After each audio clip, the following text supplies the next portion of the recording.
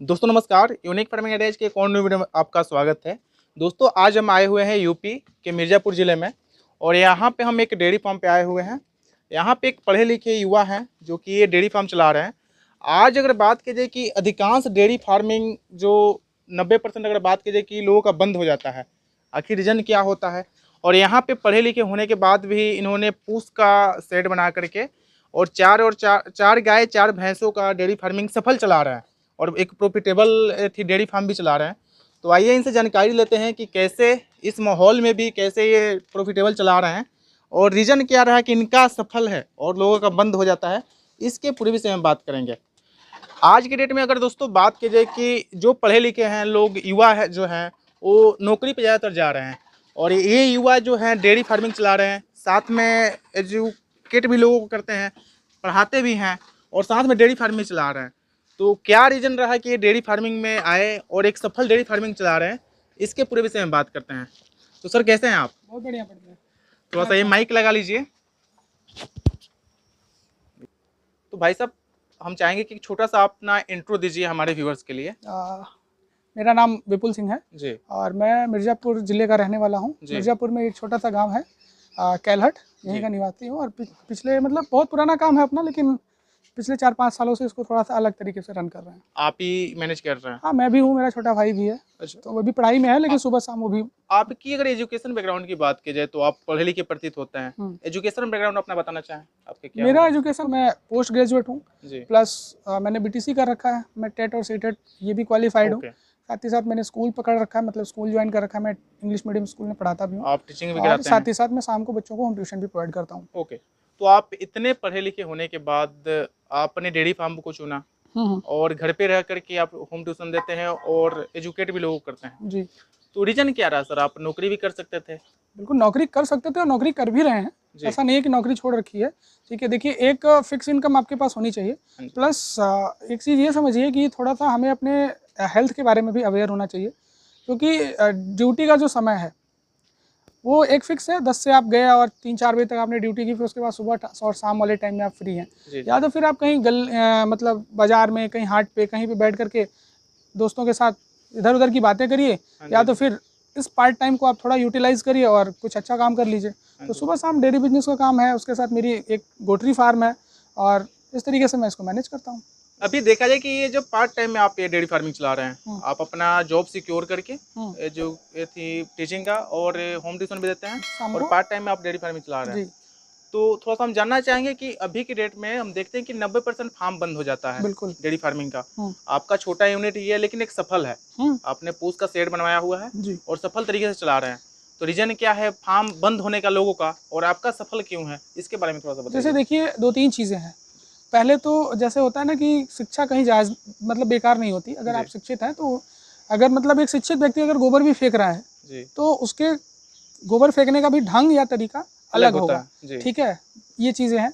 जैसे आप हमारा ये मतलब शेड देख पा रहे हैं। पहले आपको मैं बताऊं, इधर भी आप एक शेड दिखा सकते हैं। ये पहले का शेड था जब मैं मतलब जब पढ़ाई के दौरान पापा इस चीज़ को कर रहे थे। अच्छा। तब की बात है। तो वो टीन शेड था, उसमें जो कि जानवर काफ़ी हीट में आते थे, बहुत गर्मी लगती थी और हमेशा मतलब बहुत तरीके की परेशानियाँ, समस्याएँ रहती थी। उसके बाद अब ठंडी में भी दिक्कतें होती थी। तो उसके उन सारी चीज़ों को देख करके हमने एक अच्छा इन्वेस्टमेंट करके इसको पूस का बनाया। और आप देख रहे हो इसमें नीचे किसी भी जगह का सपोर्ट नहीं है, मतलब इसमें कोई दिक्कत नहीं है। नहीं, कोई दिक्कत नहीं है। आप यहाँ खड़े हैं, आपको खुद रियलाइज होगा कि यहाँ का टेम्परेचर काफी, बाहर का टेम्परेचर इस समय 46 से 47 डिग्री सेल्सियस है और यहाँ आप फील करिए, आपको गर्मी का एहसास नहीं होगा। पहली बात। दूसरी बात, इतना बड़ा शेड है, ये लगभग 30 फीट लंबाई है इसकी और इसकी चौड़ाई भी लगभग 28 से 29 फीट है। और बीच में आपको कहीं भी ये शेड में मतलब आपको कहीं पिलर, लोहे का सपोर्ट इस तरीके का कुछ नहीं दिखाई दे रहा होगा। तो इतना बड़ा बनाने का मतलब ये नहीं कि ये सस्ते की वजह से बना है, इसमें भी अच्छा खासा इन्वेस्टमेंट हुआ है, लेकिन इसमें ये है कि जानवरों को आराम, मतलब इतने में अपना काम चल जा रहा है। हाँ, और अपना अच्छा काम चल जा रहा है। इसकी हर साल रिपेयरिंग करा दी जाती है। ठीक है, 2-4-5 हज़ार रुपये का खर्च आता है, तो रिपेयरिंग हो जाती है। इसमें सिर्फ जानवर को अच्छा आराम रहता है।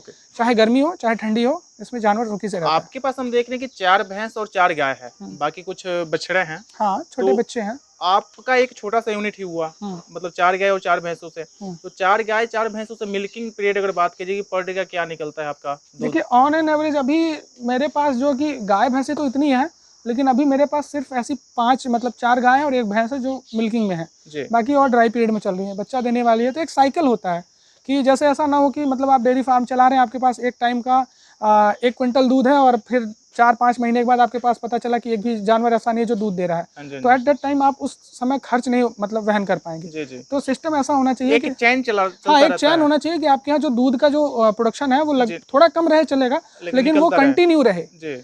अदरवाइज आप ड्राई पीरियड में इनको खिला नहीं पाएंगे, आपका जानवर खराब हो जाएगा। बहुत सारे लोगों का फार्म इसी कारण से बंद हो जाता है। ठीक है, तो अभी मिल्किंग हमारे यहाँ 75 से 70 लीटर के आसपास दोनों टाइम का निकल जाता है। और इस दूध को आप सप्लाई कहाँ कर रहे हैं अभी? जैसे अब तो पहले तो बहुत दिक्कत थी, पहले तो जैसे हम लोग गांव में सप्लाई करते थे, यादव लोग ले जाते थे जो केन वगैरह में। अब तो बहुत सारी प्राइवेट डेयरीज आ गई हैं, ठीक है, और जिसकी वजह से कि अब मैंने खुद एक डेयरी रखी नमस्ते इंडिया की, तो मैं अपना दूध वहीं पे देता हूँ। फिर क्योंकि अभी इस डेयरी का थोड़ा सा रेट इशू है, तो मैं भी डेयरी चेंज कर दूंगा, क्योंकि बहुत सारी मार्केट में प्राइवेट डेयरीज है जो रेट को कंपटीशन की वजह से हाई कर रखा है, तो उसमें किसान का फायदा है। ओके, तो अभी जहाँ पे दे रहे हैं वहाँ पे दूध अभी जा रहा है, लेकिन कुछ दिन में मैं उसको चेंज कीजिएगा। मतलब उससे अच्छा बेनिफिट हो सकता है। मुझे जो अच्छा रेट देगा मैं उसको दूध दूंगा, मैं किसी से बंधक थोड़े हूँ। अच्छा, ये चीज़। अच्छा सर, इसको आप चाहे तो बड़ा भी बना सकते हैं। बिल्कुल बना सकते हैं। अभी आजकल देख रहे हैं कि लोग काफी लाखों इन्वेस्टमेंट लगा करके बड़ा डेयरी फार्म बनवा रहे हैं, और स्टार्टिंग वो बड़े से होता है। आपने काफी पहले से स्टार्ट किया, फिर भी आपके पास एक छोटा यूनिट ही है। रीजन क्या रहा आपका? जैसे देखिए, 2 चीजें हैं। ये जो डेयरी का काम है, पहले बात तो मतलब लेबर का काम है, ठीक है, और इसमें आपको जो है कि लेबर बहुत ज़्यादा लगाना पड़ेगा, क्योंकि अगर आप या तो नहीं कर रहे हैं तो आप लेबर के सहारे कराइए, ठीक है। मैं हूँ, मेरे पिताजी हैं और मेरा छोटा भाई है, तीनों लोग चीज़ों को मिल करके मेंटेन करते हैं। मैंने आपको बताया मैं पढ़ाने भी जाता हूँ, तो मुझे बहुत ज़्यादा वक्त नहीं मिल पाता। मैं सिर्फ इनके ट्रीटमेंट वगैरह का, मेडिसिन का ये सारी चीज़ों का और फीडिंग वगैरह का सिस्टम इनका देखता हूँ। बाकी सारा सिस्टम जो है कि पिताजी देखते हैं, ठीक है। बाकी जैसे कि छोटा यूनिट रखने का फ़ायदा है, आपको एक चीज़ मैं बताऊं कि अगर आप छोटा भी रख रहे हैं लेकिन जानवर आपके पास अच्छे हों, तो आप अच्छे जो डेयरी फार्मिंग में जो लाखों इन्वेस्टमेंट करके आ रहे हैं उनसे अच्छी कमाई आप कर सकते हैं। जैसे अभी मैं आपको बताऊं, मेरे पास जो उधर भैंसे आप देख रहे हैं, ठीक है, वो भैंसे आज के डेट में नॉर्मल भैंसों से बहुत ऊंचे कीमत की भैंसे हैं। काफी हम देख रहे हैं कि वेट में भी बहुत बड़ी हैं, अराउंड 10 क्विंटल के ऊपर की भैंसे हैं सब। और दिन का उनका 18 से 20 लीटर का मिल्किंग है। अच्छा, अगर मैं छोटी भैंसे रखूं, देसी भैंसे रखूं जो हमारे गांव घर में आराम से मिल जाती हैं, तो मैं 10 भैंसे भी रखूंगा तो भी उतनी ही मिल्किंग होगी जितनी कि मैं 4 भैंस रख करके मिल्किंग ले रहा हूँ। तो कम एरिया में मुझे रिस्क भी कम लेना है, मुझे इनका मेंटेनेंस भी कम करना है। अगर मैं 10 भैंस खिलाऊंगा और मैं 4 भैंस खिलाऊंगा तो जाहिर सी बात है मेरा लेबर कॉस्ट कम आएगा, मुझे मेहनत भी कम करनी पड़ेगी। तो एक बार ब्रीडिंग में पैसा डालें, अच्छी नस्लों के जानवर रखें ताकि वो लंबे समय तक आपको दूध दे सकें, प्लस उनका मिल्किंग कैपेसिटी भी हाई हो। ऐसा नहीं है कि किसान को सफल होना है तो ब्रीडिंग पे काम करना ही होगा। किसान को अगर सफल होना है तो ब्रीडिंग पे काम करे। जैसे मैं आपको एग्जांपल दूं, जैसे अभी एक गाय है, मान लीजिए कि ये गाय है, अभी आज के डेट में यह गाय 10 से 12 लीटर टाइम का दूध दे रही है। एक टाइम पे 10 से 11, 9, 10, 11 ये रेशियो चलता रहता है। नॉर्मली क्या करते हैं लोग, किसान थोड़ा कम पैसा लगाते हैं और 5 से 6 लीटर वाली दूध की गाय ले आते हैं। अब वो 2-3 महीना जाते जाते उस गाय की जो मिल्किंग कैपेसिटी वो 2 से 3-4 लीटर पे आ जाती है। अब 3-4 लीटर की अगर आप 40 रुपये के हिसाब से भी रख लीजिए, रेट की बात करूँ तो आप समझिए कि उतना तो वो रोज का खा जाएगी। तो आप कमाई कहाँ कर रहे हो? और ड्राई पीरियड में अलग से खिलाना ड्राई पीरियड अगर आप जब वो बच्चा मतलब गाय बच्चा देने वाली होती है उस टाइम पे फिर आपको खिलाना है, तो वो कहाँ से मैनेज करेंगे आप? तो इससे अच्छा है कि आप हाई मिल्किंग कैपेसिटी की गाय रखें, जैसे 9 से 10 लीटर 11 लीटर दूध की गाय है, तो आपको कम से कम आते 6-7 लीटर तक तो आराम से बनी रहेगी। ठीक है, वो आपको खिलाने से ज़्यादा पैसा देगी, कुछ ना कुछ आपकी कमाई चलती रहेगी। ड्राई पीरियड में भी आप उस चीज़ को मेंटेन कर पाएंगे। तो किसान का पैसा यहाँ टूट जाता है और किसान फार्म बंद कर देता है। अगर सर बात कीजिए कि आपका प्रॉफिटेबल है, इससे बात कीजिए कि आपका इनकम क्या हो जाता है डेयरी फार्म से? देखिए, प्रॉफिटेबल हर एक बिजनेस होता है और प्रॉफिटेबल होता क्या है, प्रॉफिटेबल बनाया जाता है। अगर आप स्मार्ट तरीके से काम करेंगे तो आप प्रॉफिट बना पाएंगे, अदरवाइज आप प्रॉफिट नहीं बना पाएंगे। इनकम की बात करें तो अभी करंट में मेरा जो है कि देखिए 60 से 80 लीटर का जो मेरा एवरेज है, मुझे टारगेट रहता है कि मुझे 60 से 80 लीटर का दूध पर डे का। ये जो 60 से 80 लीटर का दूध है सालों भर का चैन होता है। ये सालों भर का, मतलब 60 से नीचे आना नहीं है मुझे और 80 से ऊपर जाना नहीं है मुझे। तो मतलब मैं इस चीज़ को मेंटेन करके चलता हूँ कि मेरा 60 से 80 लीटर का पर डे का प्रोडक्शन हो। अब वो 60, 65, 70 हो, 75 हो, 80 हो, अगर ऊपर भी जाता है तो कोई बहुत बड़ी बात नहीं। कोशिश ये रहती है कि इससे नीचे ना आए, तो उस हिसाब से जानवरों को मेंटेन करा जाता है। अगर मान के चलिए कि ऑन एन एवरेज 40 से 45 रुपये का आज के डेट में दूध हमारे यहाँ जा रहा है 40 रुपये, 45। गाय का, गाय भैंस दोनों का मिला करके। हाँ, अच्छा। क्योंकि गाय देखिए क्या होता है कि स्टार्टिंग पीरियड में गाय के दूध में फैट कम होता है, तो ऑन एन एवरेज मैं बता रहा हूँ कि 40 से 45, 46, 48 भी पहुंच जाता है, वो उसकी बात नहीं है, लेकिन 40 से 45 का एवरेज होता है दूध का। आज के डेट की बात बता रहा हूँ, तो उस हिसाब से मान के चलिए कि 2800 3000 रुपये का पर डे का दूध सेल हो जा रहा है। अगर आप मान के चलिए कि 10 भैंसों में अगर आपने 4 से 5 किलो दाना जो ड्राई फीड है प्रति भैंस को अगर आपने खिला भी दिया, तो 1000-1200 रुपये का आपने दाना खिला दिया, 2 से 250 रुपये का सूखा भूसा रख लीजिए, तो 1300-1400-1500 रुपये का आपने इनको खुराक दे दी। 50% कहीं ना कहीं बचत हो जाता है। आप आराम से 45 से 50% का मार्जिन बना सकते हैं। प्लस उसमें 2 चीज़ें और होती हैं, जैसे जो पड़िया है आपके पास या जो बछिया है, ये आपकी प्लस में तैयार होती चली जाती है। अच्छा, तो गाय भैंस में प्रॉफिटेबल ज़्यादा कौन है? हाँ, ये भी टॉपिक हमारा। आपके पास देख रहे हैं कि आपने हरा चारा भी लगाया हुआ है, तो हरा चारा का क्या कॉस्टिंग पड़ता है इसको खिलाने में, और कौन कौन सा हरा चारा आपने लगाया हुआ है? देखिए मेरे पास नेपियर भी है और जाड़े में हम बरसीम यूज़ करते हैं, जई यूज़ करते हैं। अभी हमारे पास सूडान चरी और देसी चरी की बुआई हो गई है, ठीक है। तो हरा चारा हम ये मैनेज करते हैं कि हमारे यहाँ मलाई घास भी मैं लगाता हूँ ठंडी के टाइम पे, तो मेंटेन करते हैं कि हरे चारे से क्या होता है कि हरा चारा पहले तो न्यूट्रिशियस होता है बहुत ज़्यादा, प्लस आपकी जो दाने की कॉस्टिंग, जो आपको ड्राई फीड खिलाना हो, जैसे आप ये समझिए कि ये हमारे पास एक पड़िया है, ठीक है, ये पड़िया है, अगर मैं अब इसको ड्राई फीड पे पालूंगा तो मेरा खर्चा इस पर ज़्यादा गिरेगा। अच्छा। अगर मैं इसको हरे चारे पे रखता हूँ तो आराम से भूसा और हरा चाकर के यह पलती रहेगी, और जब यह बच्चा देने के टाइम पे आएगी फिर उस समय से हम इसको ड्राई फीड देना स्टार्ट कर देंगे। तो इस तरीके से आप मतलब फीड कॉस्ट को कम करेंगे, क्योंकि जब पूरा खिला ही देंगे तो बचाएंगे क्या, ठीक है। हरे चारे का यूज़ करके आप इस तरीके की, आप समझिए ये हो गई, उधर खड़ी है, उसके पीछे खड़ी है एक पड़िया, यह है, आप देख रहे हैं, ये सब हमारी एक तरीके से सरप्लस है।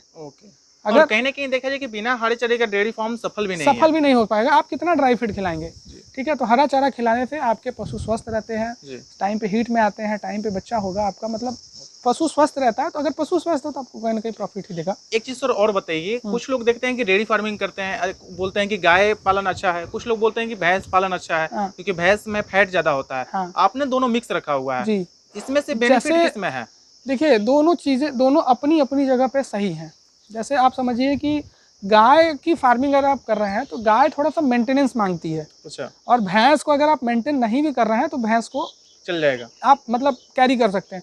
जैसे आप समझिए कि आपकी भैंस ड्राई पीरियड में है, दूध नहीं दे रही है, अगर आपके पास जगह है तो आप भैंस को 1-2 घंटा टाइम पे छोड़ भी दिए, वो चर के अपना पेट भर लेगी, या फिर उसको आप हरा चारा डाल दीजिए, दलहनी भूसा डाल दीजिए, वो खा करके पड़ी रहेगी, उसको टेंशन नहीं है, उसका शरीर भी बहुत ज़्यादा डाउन नहीं होगा। लेकिन अगर आप गाय में दाना नहीं खिलाते हैं तो गाय जो है कि आपकी शरीर से डाउन हो जाएगी, फिर वो तैयारी नहीं आएगी, अगले बार वो दूध नहीं बना पाए। तो ये छोटी मोटी डिफरेंसेस हैं जो अलग बनाती है। भाई अपने अपने एरिया के हिसाब से लोग अपने अपने तरीके से काम करते हैं, और अपने अपने इंटरेस्ट के तरीके से भी पाल सकते हैं। लोगों को, कुछ लोगों को भैंस पसंद आती है, मतलब प्रॉफिटेबल दोनों है, दोनों प्रॉफिटेबल है। अगर बनाना चाहे तो कोई दिक्कत नहीं है। हमने वही आपसे बोला कि कोई बिजनेस प्रॉफिटेबल होता नहीं है, उसको बनाया जाता है। अगर आप स्मार्ट तरीके से काम नहीं करेंगे तो फिर प्रॉफिटेबल कहाँ बनाएंगे। बहुत बढ़िया सर, बहुत अच्छा जानकारी लगा आपसे। चलिए, तो दोस्तों एक युवा किसान का एक जानकारी था, और आपको कैसा लगा? एक पढ़े लिखे युवा किसान है जो कि सफल डेयरी फार्मिंग चला रहे हैं, और इनके पास अब देख सकते हैं काफ़ी अच्छी अच्छी नस्ल की भैंसें भी हैं और काफ़ी तंदुरुस्त भैंसें भी हैं। और ये जानकारी आपको कैसा लगा कमेंट करके जरूर बताइएगा। ऐसे ही वीडियो देखने के लिए हमारे चैनल को सब्सक्राइब कीजिए, और बोलना चाहूँगा कि वीडियो को ज़्यादा से ज़्यादा शेयर कीजिए ताकि और भी किसानों को लाभ मिल सके। और एक छोटे से यूनिट फार्म से भी एक अच्छा खासा प्रॉफिट ये कमा रहे हैं, तो इससे भी इनका अगर प्रॉफिट निकल जाता है तो बड़ा फार्म करने का भी कोई मतलब होता नहीं। तो ये भी इनका सफल है और इससे भी एक प्रॉफिट बना रहे हैं। ये वीडियो कैसा लगा कमेंट करके जरूर बताइए। मिलते हैं किसी और वीडियो में, तब तक के लिए धन्यवाद।